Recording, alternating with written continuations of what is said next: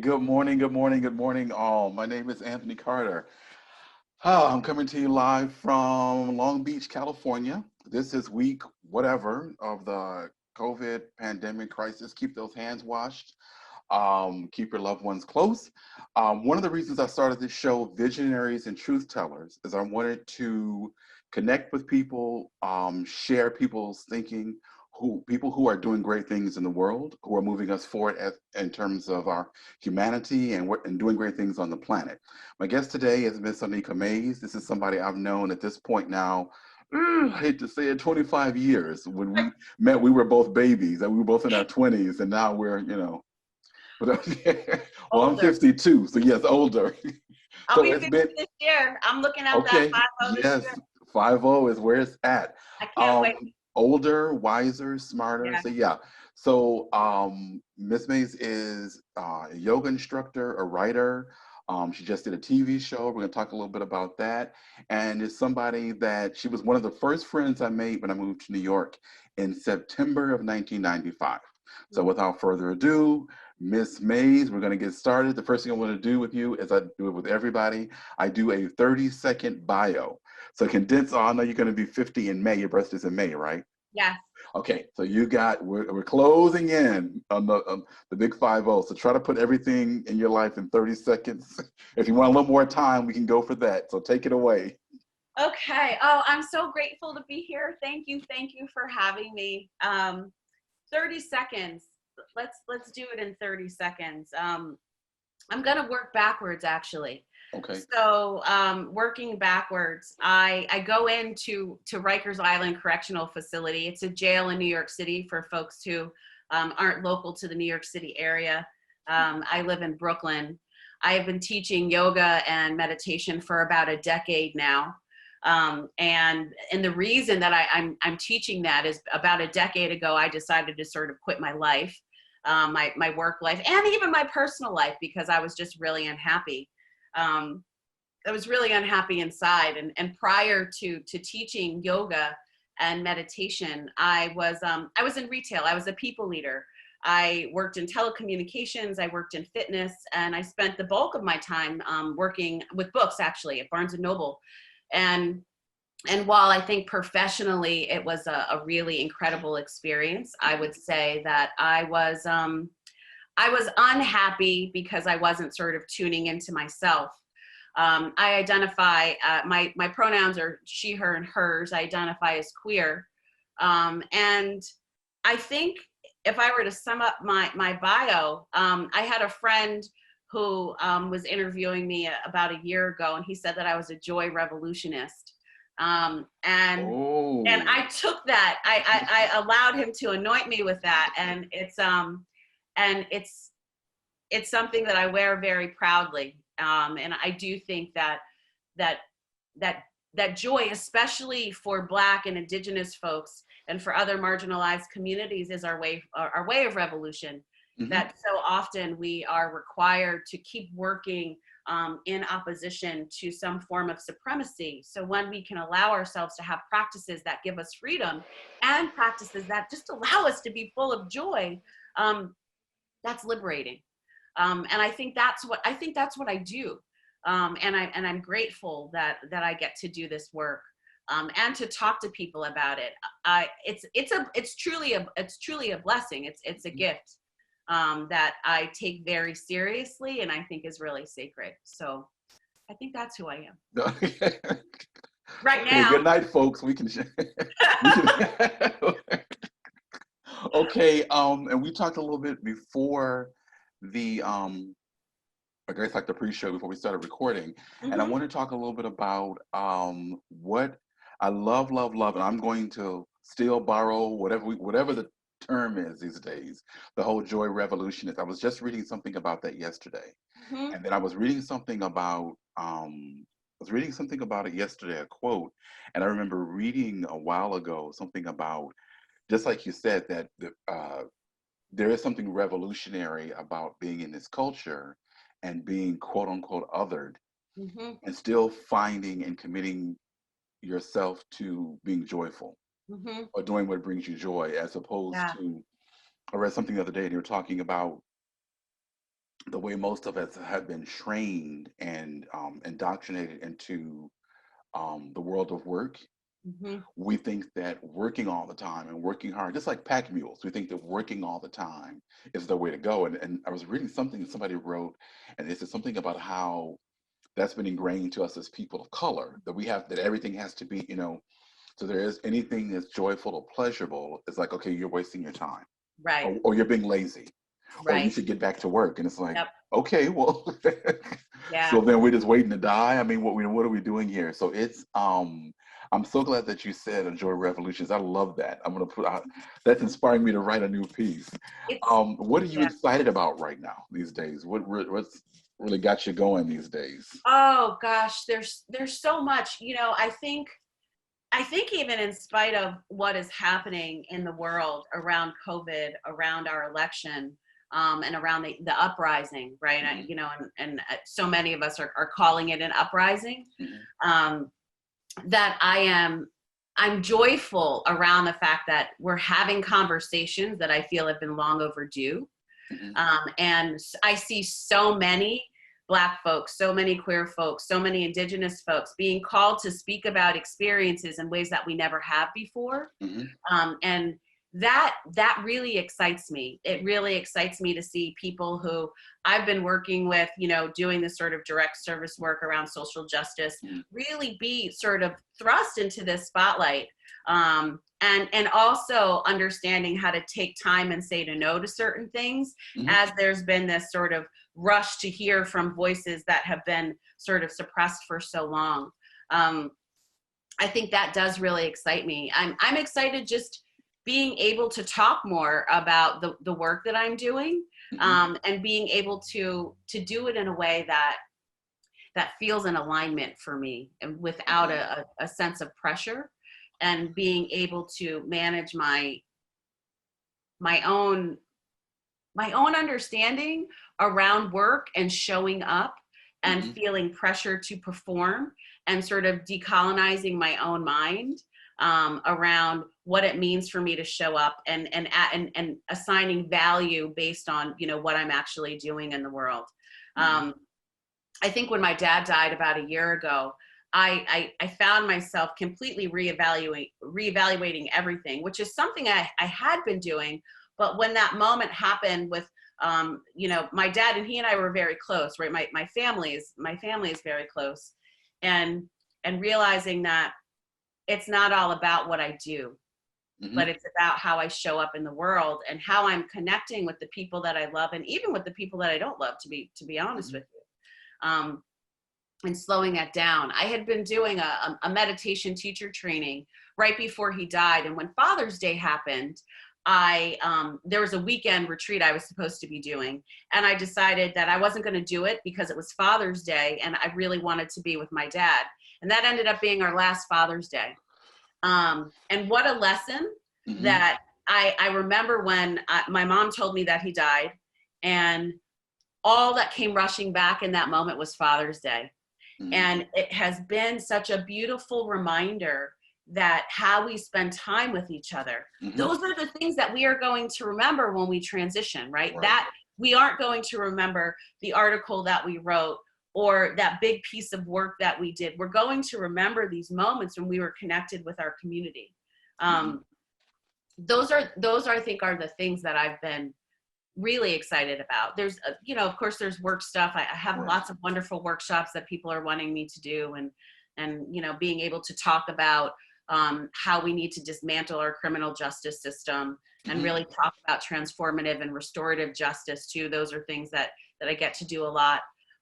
But I think I am most excited about how I have finally transitioned and said, this, what matters is how I spend the morning with my partner, and being grateful for those moments. When we started working from home, and I get to spend the bulk of my week with her, Hmm. even though we're doing different things. That's a joy. Um, that's exciting. Hmm. Who thought that we would have been able to do that?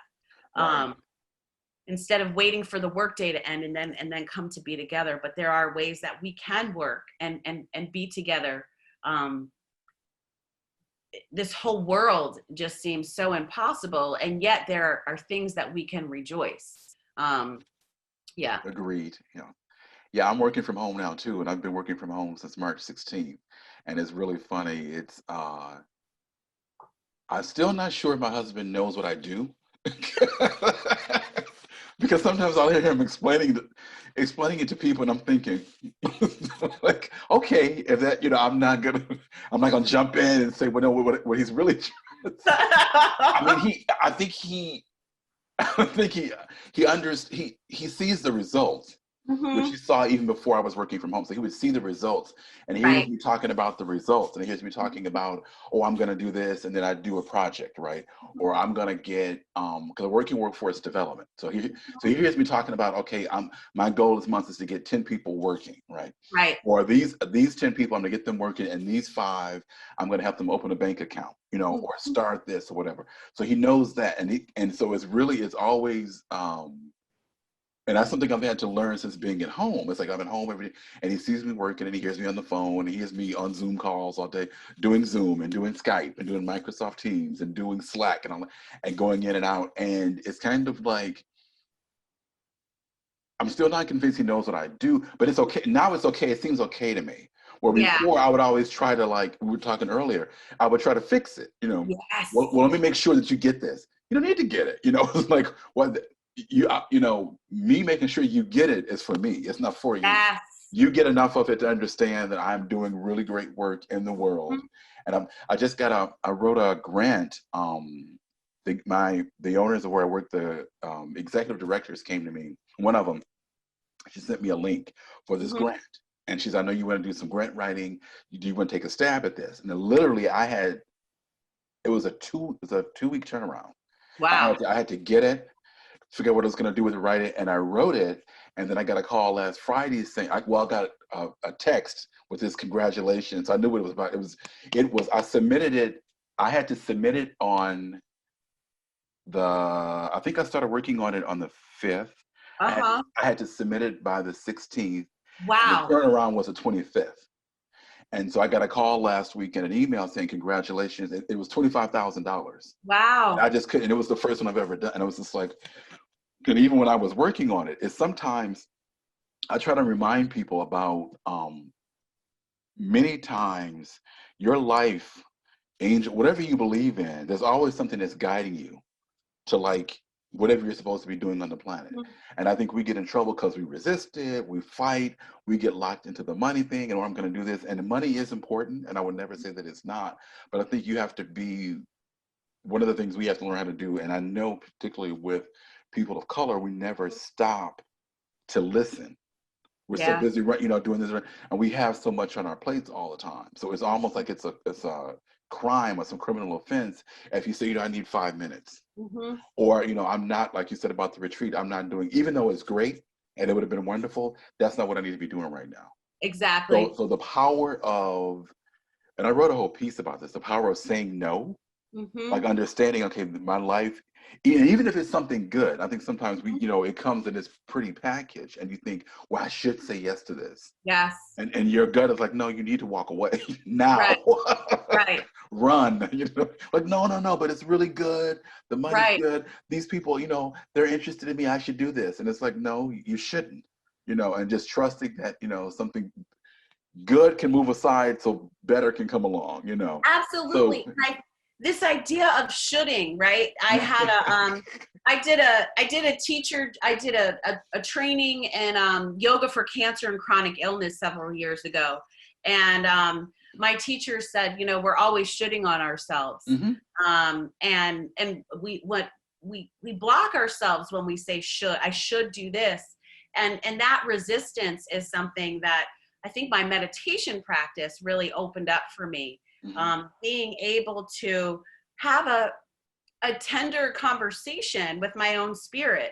And the idea of should was usually expectations that were placed on me or that I placed on myself just in that conversation with the external world, whether it's capitalism or supremacy or the idea of queerness and how I needed to show up or how I wasn't showing up and all of these things and these tight locks around what my identity was really really pushed me to make certain decisions. Mm-hmm. And so when I had a practice where I could pause for a second and really look at, when I said should, was there some resistance there, and why was I reacting to that? But could I look inside and see what was underneath the should? And Mm-hmm. is there shame or blame or anger? And then really coming down to the fact that there's really grief there, that I wasn't sort of being able to live Mm-hmm. my own truth. And when I could do that, and then when I could sort of be tender with that and even be sad about it, then I could like loosen the grip on all the things I should be doing, and then started doing the things that I wanted to do or allowed me Mm-hmm. to feel really liberated. And get rid of some of that idea of even good or bad, and just say Mm-hmm. that, well, this is what I need to be doing for liberating myself. And that liberation is joyful. I think my sitting practice, or just practicing in general and Mm-hmm. whatever it looks like, has been the most powerful experience for me. And I think those are the things that I talk about too when I'm doing, work inside the jail. When we have so many bodies who are locked up, and lots of times there is nothing to do but to be with yourself, that can be a really terrifying experience, and Mm-hmm. everything just sort of rises up to the surface, and you don't know what the hell to do with all, Right. so having ways to settle it, and look at it and see what's really yours in the first place. Do I even own that? Is Right. that mine? Right. Or Like does that belong to somebody why else? am I dragging this around Right. for years? Yeah. Can I put that down over there and let somebody else do? That's not even mine. Yeah. Yeah, I think, we one of the things I said I told you when we talked via email a couple of weeks ago, one of the things I'm doing now is I'm taking this documentary filmmaking class. And it's so Mm-hmm. funny how when you stay open, we always think, and I'm still surprised, the universe still gives me these wonderful surprises where and this is something I came up with, and I said it, I said it even before I knew you. Many times we have to be open to wherever the good comes from. And we all think Yes. it's going to come from over here. And if I do this, and it's like this window pops open and something slides in, and it's for you and it's your good. Like, oh, when did that get? And you have to just like be with it. So in the documentary film class, and I'm going to bring all this full circle in the documentary film class. One of the things we were talking about, and I think we meet once a month, and we met last September. And one of the things we were talking about, we were looking at films together, and we were talking about things that people wanted to do. And so some kind of way came up, and I actually said to the group on Zoom, the thing to remember is that we need to be very kind to ourselves. And we're not. I'm not. Most people, and the way we talk, and they were laughing. I said, but the way that we talk to ourselves, the way I talk to myself, if we talk to people in our lives, the way Oh, we talk to ourselves, we would be same. alone. Like you would be alone. So it's kind of like, and I said, and it's one of the things that happens, I think, with creatives or artists or people that do any kind of work with people's spirits, souls, whatever, is that we have to really be careful we have to be mindful and be very focused on being kind to ourselves, right? So when you start talking, and so to me, the reason I'm even bringing that up is because you're talking about shoulding and shoulds and grief, right? And I used to have an ex-coworker who actually is the one that connected me to this film class. It's so funny that you said should. That's what my mind is like, ah. So she was the case manager. She and I worked in a little office together at this job that I have now, and she quit a year ago. But I remember her saying to me, I was talking to her about something, and she told me, she said, here's a suggestion, remove should from your vocabulary. Mm. And when she said that, I thought, and then I went home and I thought about it, and I thought about all the times I get worked up because somebody should do this, Yeah. or I should do that, as opposed to I get to do this, or is this an experience I want to have? You Uh-huh. know, and it just I was like, should, so I took that out.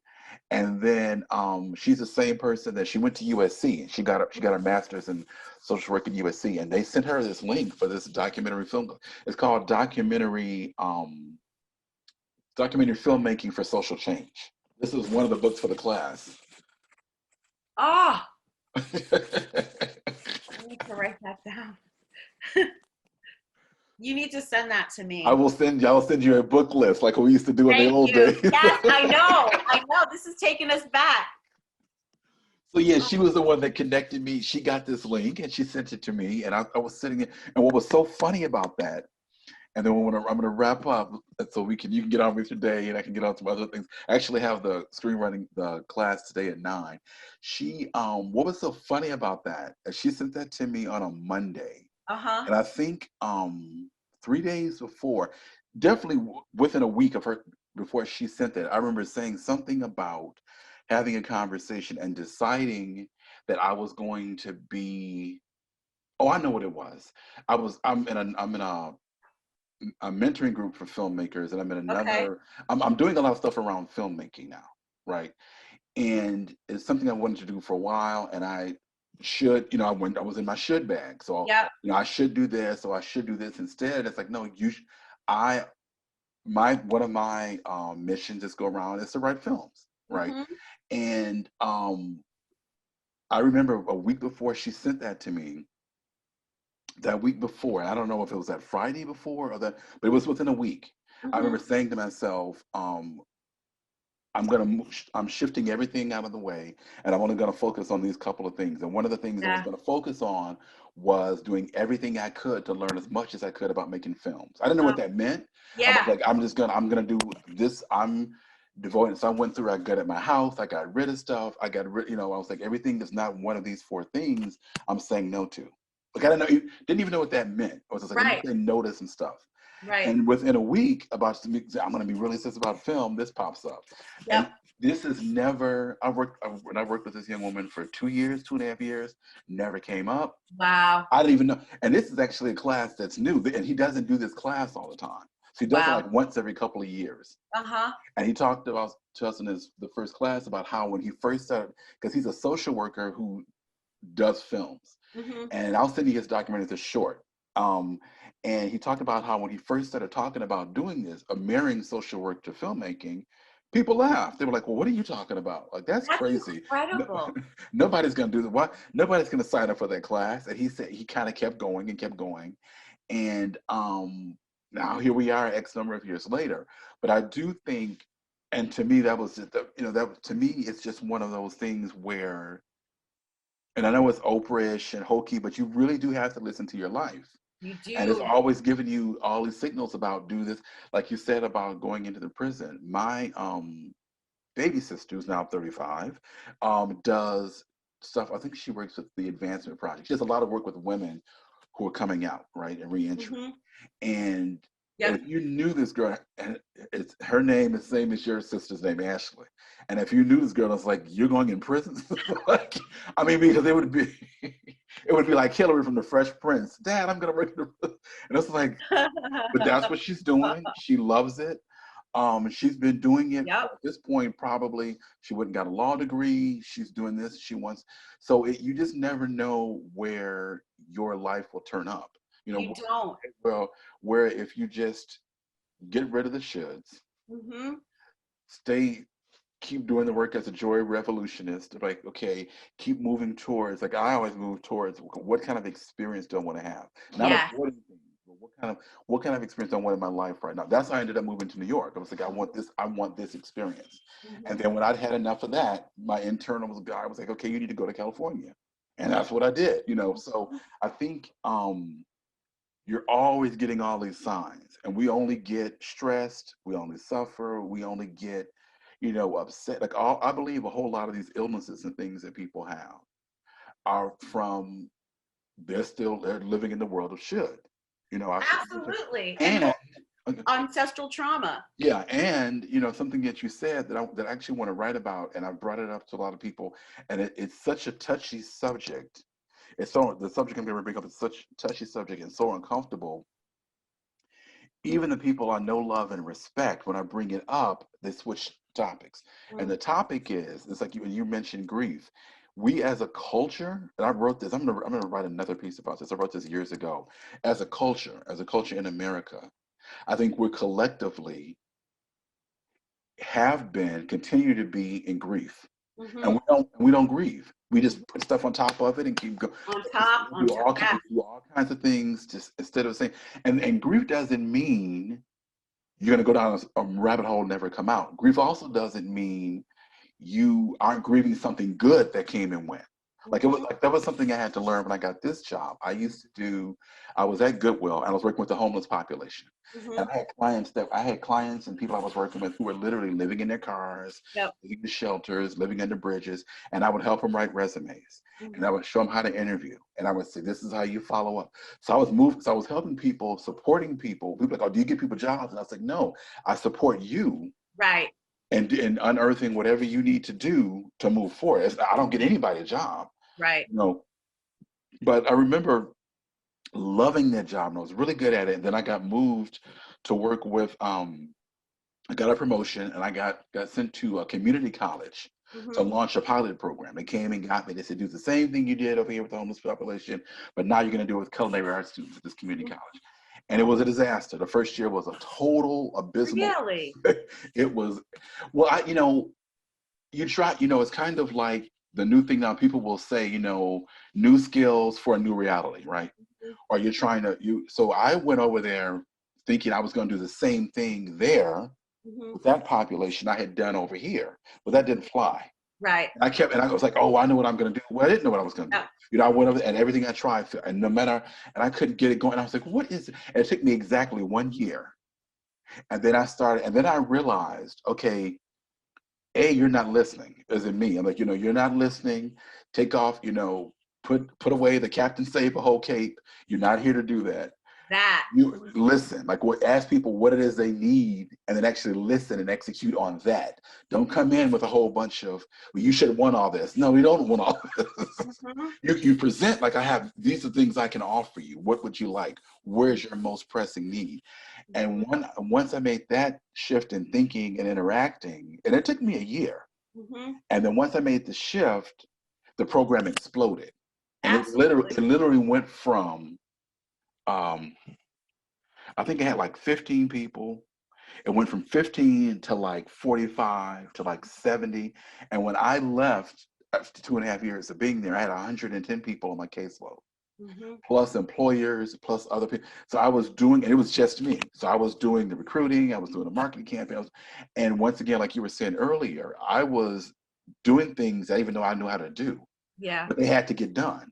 Mhm, And one of the things I was able to do is I was able to tap back into, okay, well, I know how to do this. How do I transfer this skill and use it here, right? mhm, mhm. My whole point with that. So then when I left after being there for two, not 2 years, maybe a little over 2 years with the homeless population and 2.5 with the young folks at the college, I left. It took me a year to realize that part of why I was struggling in my new job is I never grieved that one, the other one, Yes.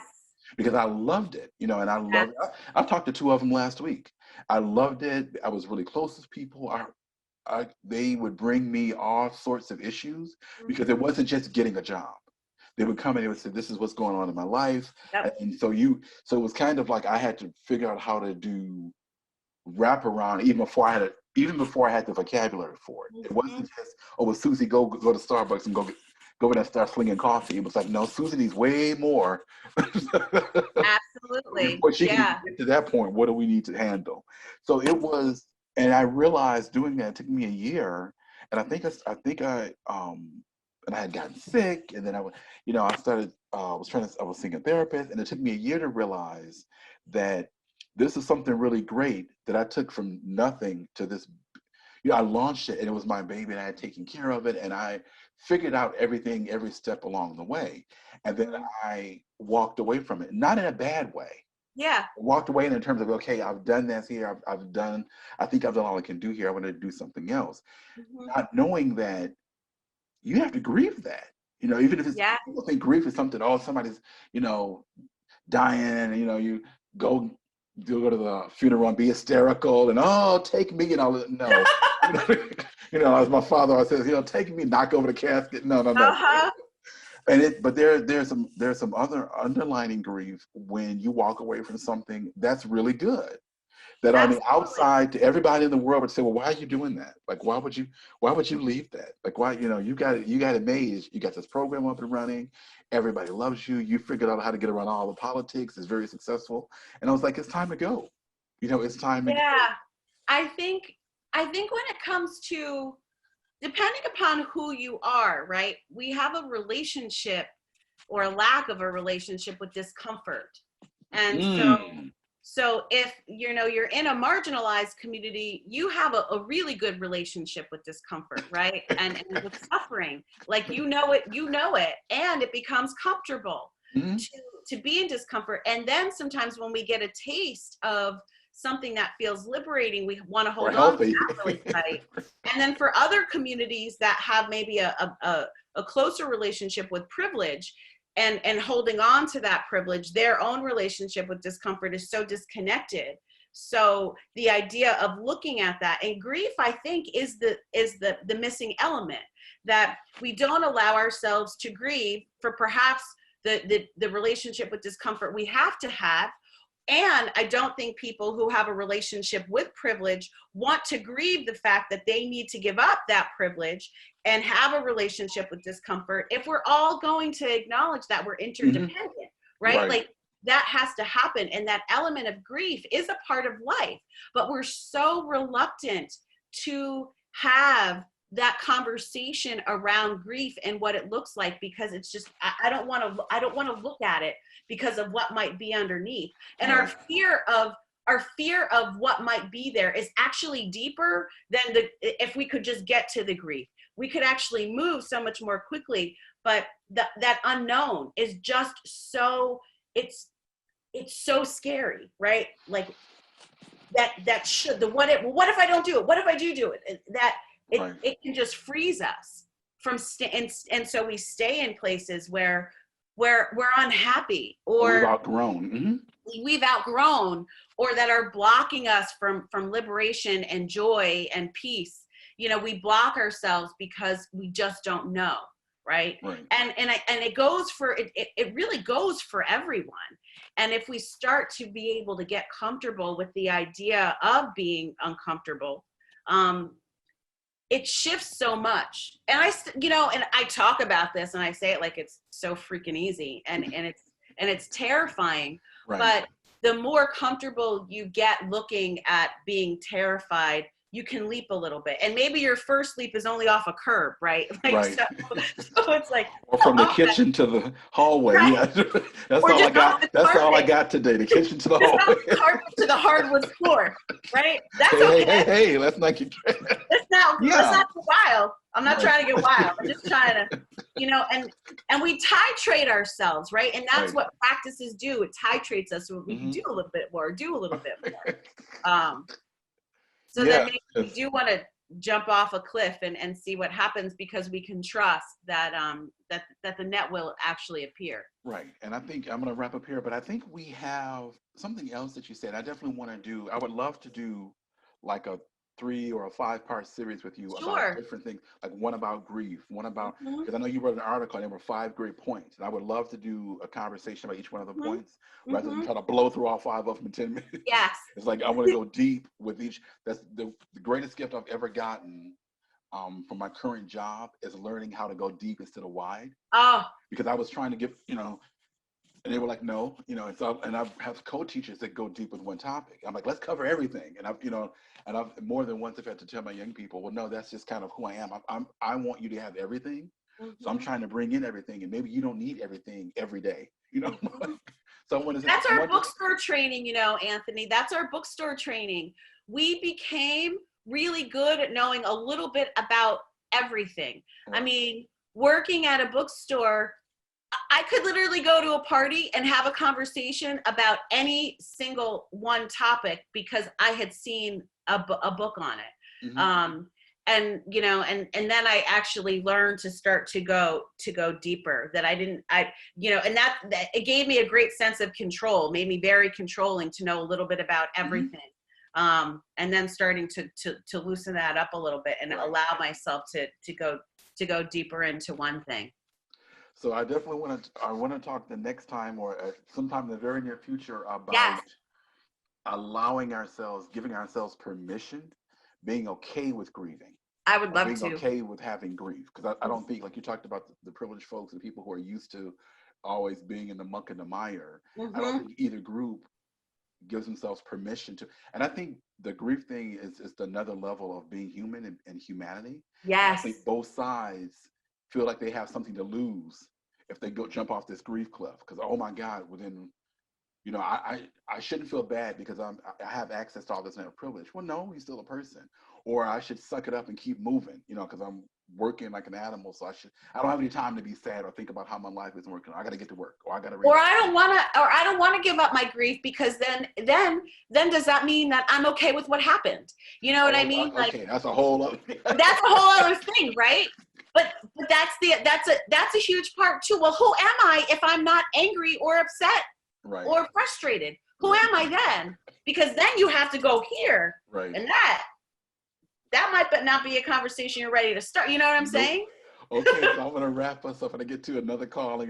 But this has been too long coming. We will I definitely talk know. very soon. We're gonna do it again this month. I'm gonna reach out to you Okay, again let's this do month. it. Tell Let's everybody do where it. they can find you, and I'm gonna wrap up. So where Yes, can people you can find you? find me. You can find me actually on Instagram and Twitter under Oneika Mays, ONEIKA MAYS, and you can also find me on Facebook too.